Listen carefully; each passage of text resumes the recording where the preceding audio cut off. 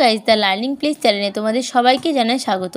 আজ আমি তোমাদের সপ্তম শ্রেণী ভূগোল বইয়ের চতুর্থ অধ্যায় ভূমিরূপ পড়াবো এবং ওখান থেকে বলে দেবো তোমাদের কি কি পড়তে হবে। চলো আমরা চতুর্থ চ্যাপ্টার ভূমিরূপে চলে এসেছি। এবার এখান থেকে আমরা জানবো কি কি পড়তে হবে। প্রথমেই দেখো ভূমিরূপ কি বলছে, পৃথিবী পৃষ্ঠে ভূমির এই বৈচিত্র্যই হলো ভূমিরূপ। এটা পড়বে। একদম নিচের দিকে চলে যাও, দেখো কি বলেছে। বলছে ভূপৃষ্ঠের সবথেকে উঁচু অংশ হলো পর্বত। তাহলে সবথেকে উঁচু অংশ কি? পর্বত। মাঝারি উঁচু অংশ হলো মালভূমি। সবথেকে নিচু প্রায় সমতল অংশ হচ্ছে সমভূমি। তাহলে সবথেকে উঁচু অংশটার নাম কি? পর্বত। মাঝারি অংশ হচ্ছে মালভূমি, আর নিচু অংশটাকে কি বলে না? সমভূমি বলে। পরের পৃষ্ঠায় চলে যাও, উপরে কিছু পড়তে হবে না, একদম নিচে চলে যাও, কি আছে দেখো। বলছে এশিয়া মহাদেশের হিমালয়, ইউরোপের আলপাস, উত্তর আমেরিকার রকি, দক্ষিণ আমেরিকার আন্দিজ পর্বতমালা সবই ভঙ্গিল পর্বত। তাহলে যে কটা পর্বতমালা আমরা পড়লাম সবই কিন্তু ভঙ্গিল পর্বতের উদাহরণ। এটা কিন্তু ভঙ্গিল পর্বত কাকে বলেন পড়বে না, উদাহরণ যদি আসে তাহলে কিন্তু এই উদাহরণগুলো দেবে। এবার চলে যাও একদম শেষের দিকে।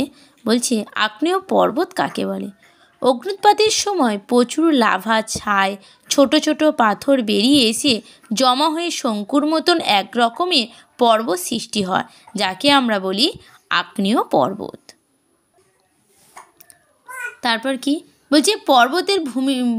পর্বতের উচ্চতা কি? বলছে সাধারণত 900 মিটারের বেশি উঁচু অনেক দূর বিস্তৃত শিলা দ্বারা গঠিত ভূমিরূপ হলো পর্বত। নিচের দিকে চলে যাও। পৃথিবীর সবথেকে উঁচু পর্বতশৃঙ্গের নাম কি? সবথেকে উঁচু পর্বতশৃঙ্গের নাম কি? মাউন্ট এভারেস্ট, যার উচ্চতা 8848.86 মিটার উঁচু। তারপরে নিচের দিকে চলে যাও। বলছে পর্বত উপত্যকা কাকে বলে? দুটো পর্বত চূড়ার মাঝখানে নিচু খাতের মতন অংশটাকে বলা হয় পর্বত উপত্যকা। পর্বত গ্রন্থি কিভাবে তৈরি হয়?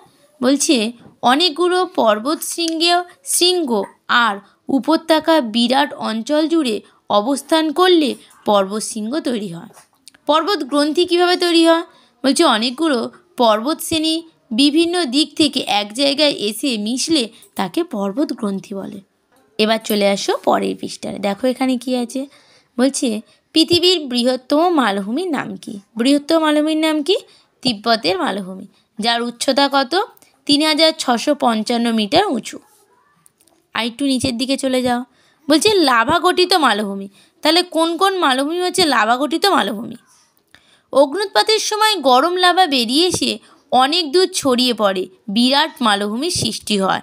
ভারতের দাক্ষিণাত্য মালভূমি আর মালভ্য মালভূমি।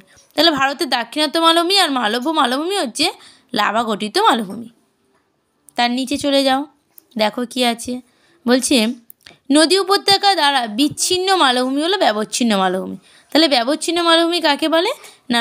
নদী উপত্যকার যে বিচ্ছিন্ন মানে আলাদা, সেটাকে হচ্ছে ব্যবচ্ছিন্ন মালভূমি। মালভূমি কাকে বলে? আশেপাশে অঞ্চলের সাপেক্ষে হঠাৎ উঁচু বিস্তীর্ণ ভূভাগ, যার চারিদিকে খাড়া ঢাল আছে, এরকম ভূমিরূপকে বলে মালভূমি। টেবিলল্যান্ড কাকে বলে? মালভূমির অনেকটা তোমার পড়ার টেবিলের মতন, উপরটা টেবিলের মতন প্রায় সমতল হলেও ধারগুলো টেবিলের পায়ার মতন ঢালু এবং খাড়া। এই জন্য এই মালভূমিকে টেবিলল্যান্ড মালভূমি বলে। এটা আমাদের খুব ইম্পর্টেন্ট, পরীক্ষায় কিন্তু বারবারই পড়ে। পরের পৃষ্ঠায় চলে যাও, দেখো। বলছি পৃথিবীর সর্বোচ্চ মালভূমির নাম কি? পৃথিবীর সর্বোচ্চ মালভূমির নাম কি? পামির মালভূমি। পামির মালভূমিকে কি বলা হয় না? পৃথিবীর ছাদ বলা হয়। পামির মালভূমির উচ্চতা কত? 4873 মিটার উঁচু। নিচের দিকে এবার চলে আসো, দেখো লোয়েস্ট সমভূমি কাকে বলে? মরুভূমির বালি বহু দূরে উড়ে গিয়ে সঞ্চিত হয়ে তৈরি হয় লোয়েস্ট সমভূমি। আর আগ্নেয়গিরির লাভা জমে তৈরি হয় লাভা সমভূমি। কোথাও নিচু সমতল বিস্তীর্ণ, ভূমিরূপ হলো সমভূমি। তাহলে এগুলো তোমাদের পড়তে হচ্ছে। এই চ্যাপ্টার থেকে তোমাদের কটা পড়তে হবে, আর কিছু না পড়লেও হবে, আর কিছু নেই, এগুলোই পড়বে তোমরা। আশা করছি এর মধ্যে তোমরা পেয়ে যাবে। যদি ভিডিওটা তোমাদের ভালো লাগে একটা সাবস্ক্রাইব লাইক করে দেবে।